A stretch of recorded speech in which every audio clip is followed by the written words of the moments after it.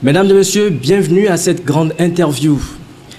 L'acte de fusion, the Amalgamation Act. The Amalgamation Act of the colony of Northern Nigeria and Southern Nigeria that gave birth to Nigeria in 1914 has for several years been closely examined and criticized by a range of ethnic groups who feel aggrieved, as well as by Nigerian political observers who see the amalgamation as a marriage between reluctant partners. And all of this is reflected in the separatist movement, which claim that their region is marginalized or underdeveloped. Successive Nigerians have tried for many years to organize national conferences aimed at promoting dialogue and unity in Nigeria. And this is going to be the main topic of our interview with our guest, Professor Banji Akintoye. Professor Banji Akintoye, good morning. Good morning to you. Can you please introduce yourself as well as your organization? Yeah, my name is Banji Akintoye, Professor Banji Akintoye.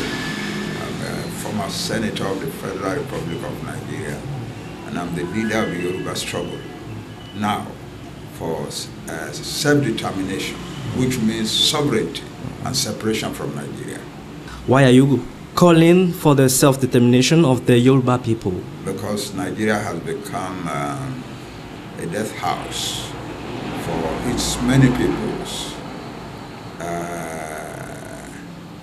It all started from independence. Up to independence, we were doing quite well.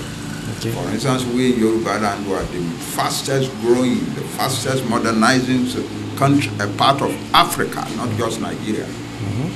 Yeah, we were the first to establish free education for children, the first to develop industrial estates, the first to create an accumulation of capital for investment with holdings in industry, banks, real estate, and so on. And we were the first to create a television station on the African continent, long before many countries in Europe had television.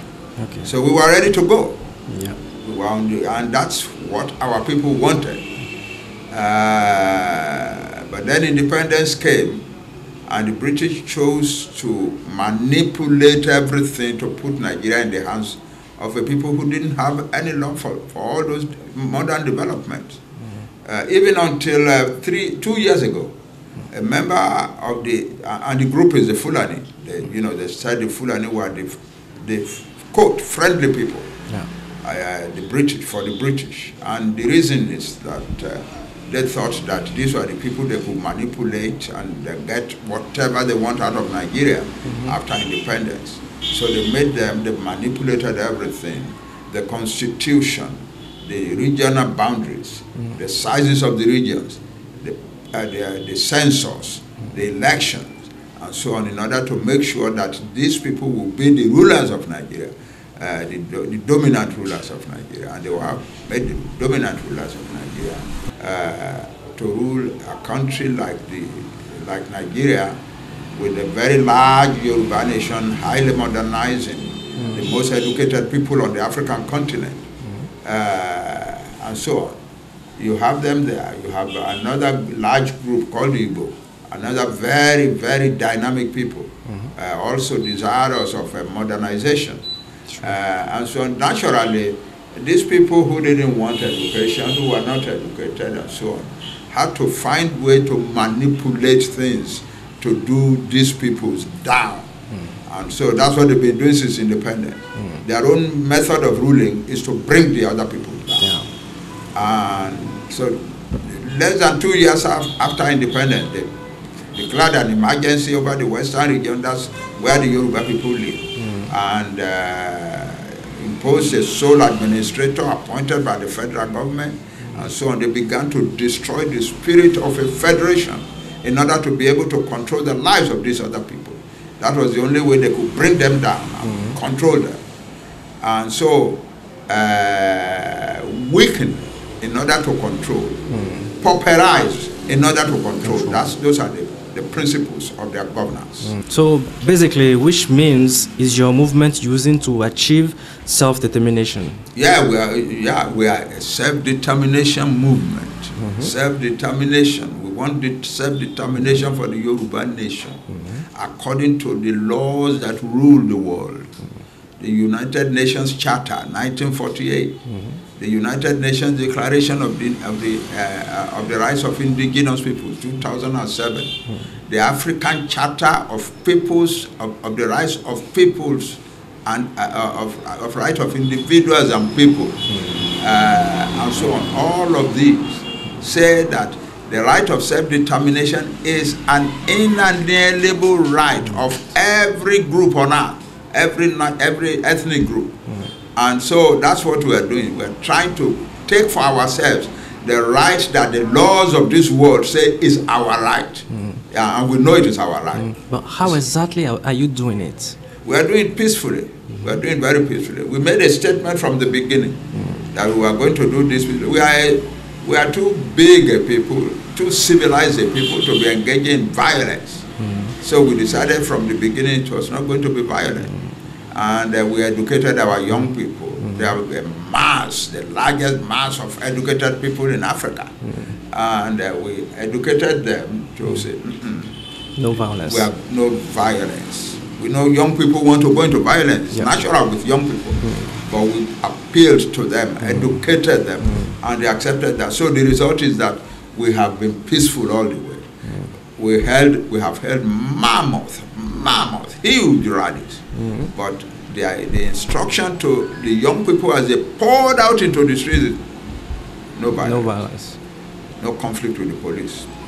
If you are gathered in a place and you want to hold your rally in a place and the police come and they say, no, you cannot hold it, then ask them, where else can we go to hold? We just want to exercise our rights. Our right. It's our national right to hold a rally. Sure. So if it is not convenient for the government for us to gather in this place, and they have instructed you not to let us gather in this place, where do you want us to gather? So the first rally, for instance, in Ibadan, we had announced to our people, we are going to start from front of one of the most popular city halls in Yoruba land, Mapo Hall in Ibadan. How did it go? Yeah, when they arrived there that morning, the police and the army had taken possession of the whole area, and they said our boys could not rally there. So the boys got together and went to the policeman. Okay, sir, you say we cannot rally here, but you know we have a right to rally. That's our right. Yeah. So where do you want us to go? He then told them, go down there, that open place in front of the market. And they went there. It was a God-given decision by that policeman, because that meant that the people of the market came out in large numbers to join it. So before they knew it, about 1.2 million people were in the streets rallying for Yoruba nation. Then after Ibadan, we held another, about 2 weeks after that, in Abeokuta, another major town of the Yoruba people. And it was a much larger rally than the Ibadan rally. Then much larger than the 1.2. Yeah, than the first one. With the first one was just 1.2 million. Okay. The Abeokuta rally was close to 2 million. Wow. Yeah, So then, and when that happened, we thought, we can never get a crowd that will be larger than that. But we did. It means the movement is really getting stronger. Yeah, we did. 2 weeks later, we had another rally in Osogbo, and it was bigger than the Abeokuta rally. Okay. So, we had to accept that this is going to get bigger and bigger and bigger. Then we went to Akure, and it was bigger than Osogbo. And then we went to Ado Ekiti in the far east of Yoruba land, and it just beat all records. 3.1 million people. 3.1 million. That's the largest crowd that has ever gathered in the history of Nigeria in one single town. So, and yet in all this there was no violence, there was no conflict with the police, nobody was arrested, nobody got wounded or anything. That's the nature of our movement. We want to do things without violence. They know that we respect every group. Where there are politicians among us, we respect them. It's their right. Sure. You know, we are building a country that is going to be one of the most democratic in the world. And so we must not begin now to compel people to do what we want. No, they want to so they have to join freely. To play Nigerian politics. Yeah, for now, let them. But when the time comes, they will recognize that that's a non-viable road. Why are you seeking independence and not a regional autonomy within the Federal Republic of Nigeria? When these things began to happen, and the federal, you know, our fathers, we Yoruba were led by Chief Obafemi Awolowo. He was one of the makers of the whole idea of federation. That was what our leaders agreed upon before independence. When they began to diminish the federalism, then a lot of people began to cry out for restructuring. Let's go back. Let's go back to the origin, which was a federalism. And we were all involved in it. I wrote more than 140 articles in the newspapers promoting the idea of federalism, the advantages of living in a federation in a country like our own, what we had gained in the past, and how to do it, and so on and so forth. Yeah, it is when we got tired, and we knew that the people we were dealing with would never, those who still think that, oh, federalism, regionalism, it will never happen. So if anybody thinks that restructuring of federalism or regionalism is going to return to Nigeria, they're just deceiving themselves. So we Yoruba have taken our decision. We've seen enough of it. Because the excessive centralization is destroying the life of Nigeria. It's destroying the life of every part of Nigeria. The educational standards are going down. So educational standards are going down. The universities are being wrecked.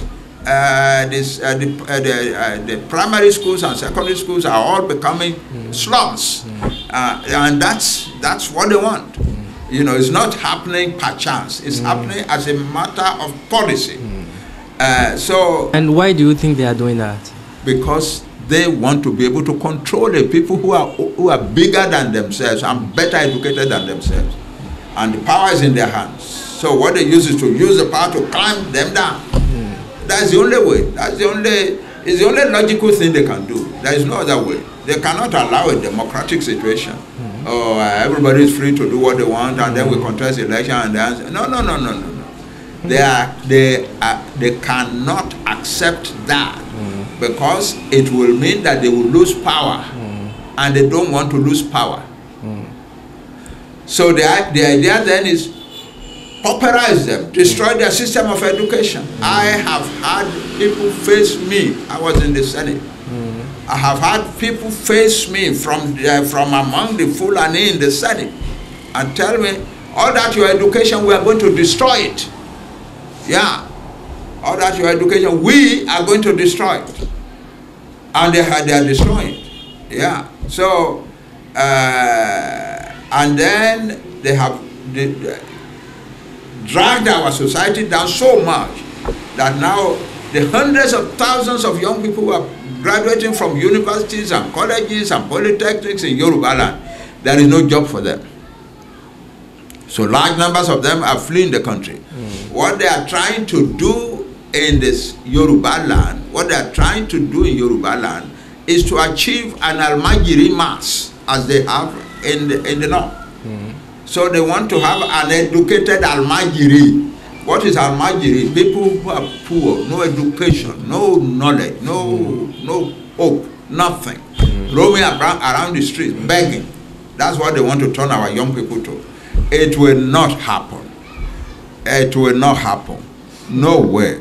So large numbers of our children are fleeing the country and going to other countries and going there to do a great deal of good work for their employers in those countries. But many who don't have the patience and don't have the help to leave the country are trying to run out of the country by some illegitimate routes. Especially they believe they can walk across. Take the map of Africa, it looks open. Young mind, You can walk from Ibadan to Shogo, to Ilorin, to Jeba, to Kaduna, to Sokoto, to the desert, beyond Nigeria, and go across the desert to the oases in the desert, and end up in Libya. And large numbers of our young people in desperation are doing that, and many of them are dying in the desert. Yeah. The general elections are supposed to be held in Nigeria in February 2023. What is the position of your movement with reference to these elections? As far as we are concerned, Nigeria doesn't exist for us anymore. So the election in Nigeria doesn't mean anything to us. Yeah. And we want our brothers who are running around saying they want to be this or that. You are wasting your time. You are wasting your time. So the country you say you want to rule is no longer there. Here is a country that can no longer pay the salaries of its civil servant, that has to borrow money for everything. One minister announced that every penny needed to fulfill the next budget will be borrowed. And the International Monetary Fund says that Nigeria is spending 92.6% of its income to service debts. And you say you want to be president of that kind of country. It doesn't make sense. But human ambition, personal ambition, is something that nobody can dictate to. We cannot dictate to them. Yeah. But we are telling them, you are making the most hideous mistakes in your life. Your own people want to get out. Your own people are being killed. Instead of giving the energy and the influence that God has given to you to help your people, you now want to contest election to be president of Nigeria. Where is Nigeria? Which kind of relationship do you maintain with the authorities of the Federal Republic of Nigeria? I've told you our struggle is peaceful. We don't threaten them. We don't attack them. We don't fight with the police. Our young people are educated. We told them, these young boys that you see, these young men that you see in police uniform, they are just like you. These are boys and girls who needed jobs and who applied to the police and were recruited. They are not different from you. They are just doing the job that was given to them so they could earn their salary and go and take care of their families. So don't treat them like enemies. They are not your enemies. Yeah. So we are an educated movement. We are fighting in the most sophisticated manner imaginable. Yeah. So we have no problem. We have no attack on. We don't attack the government. We don't attack the agencies of the government. No. But we are mobilizing our people together to be ready to get out of Nigeria. Yeah. On July 21st, 1964, during the conference of the head of states of governments of the Organization of African Unity held in Cairo, it was decided on the principle of the inviolability of borders in Africa. For African states, this technically means, on one hand, any territorial claim coming from another state, and on the other hand, any secessionist movement coming from within, likely to call into question the borders resulting from independence. Given such an important international relations standards, don't you think that your movement is weakening African unity? It is not secession at all. There was no secession included. All that was the reason. What was it? The reason that agreement was reached is that many African countries, in many African countries, there were people who should belong to another country. From Kenya, between Kenya and Somalia, there are people who are Somalis who are in Kenya.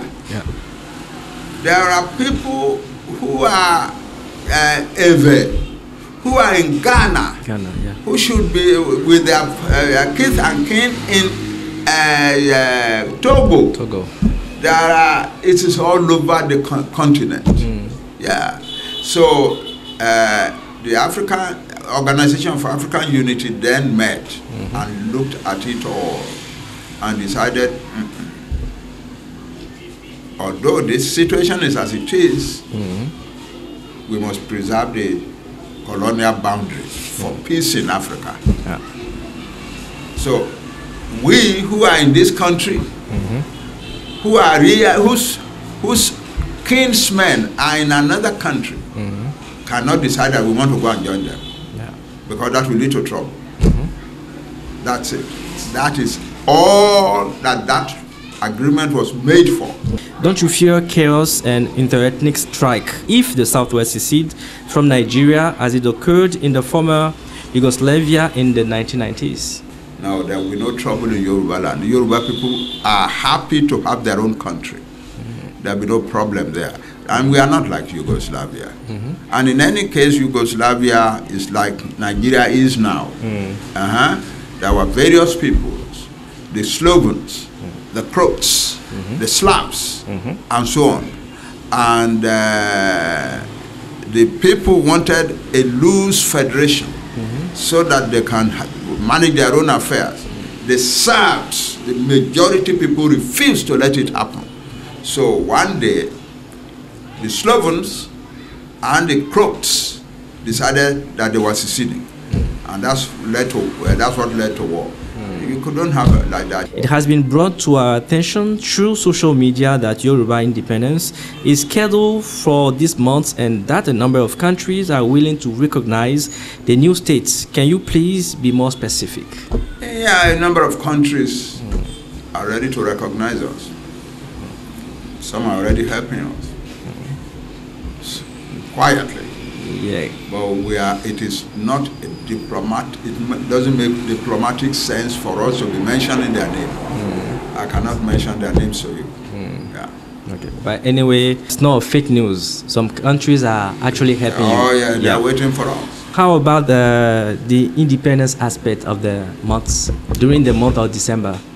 Yeah, we are saying that of course, you know. We want our country today, tomorrow. Our young people want their country, and they think that I, as their leader, their father, I'm too slow. They want it now. No. I want it now myself. But we have to work out certain things. Okay. And we still believe we are going to have our country this December. This December, still. We still believe it. But we are a very highly educated nation. We will work out everything meticulously before we go forward and do it. Okay. So when we say this December, yes, we mean this December. As I said, we are highly educated people, and we will work towards that. We are working towards this December. Yeah. No question. Okay. And now to the last question of this interview. Malgré les énormes challenges auxquels est confronté le Nigeria, la provision de croissance du FMI pour 2022 est de 3% et des investisseurs du monde entier continuent à être très actifs dans le pays. Ne pensez-vous pas que votre mouvement d'autodétermination ne gêne-t-il pas d'innombrables intérêts économiques? In spite of the many challenges faced by Nigeria, the IMF forecast GDP growth for 2022 is 3%, and investors from around the world are still active in the country. Don't you think that your self-determination movement will actually hinder multiple economic interests? The IMF has its own ideas about Nigeria, and they are not good. Okay. The United Nations has ideas about Nigeria, and they are not good. And a United Nations country analysis of Nigeria said Nigeria is one of the surprisingly poorest countries in the world, and one of the least equal countries. That many people in Nigeria have been so brutalized that they fear that they have been targeted for examination. That's United Nations report. A visitor from, an official visitor from the United Nations in 2020 made the statement that the constitution that these people have written for Nigeria is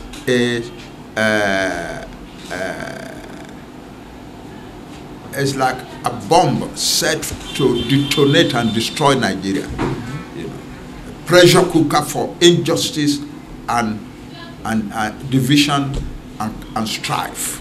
So the world has given up on Nigeria yet. And that's the truth of the matter.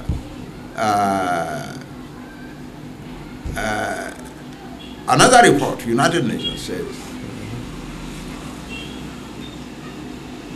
if Nigeria pulls itself together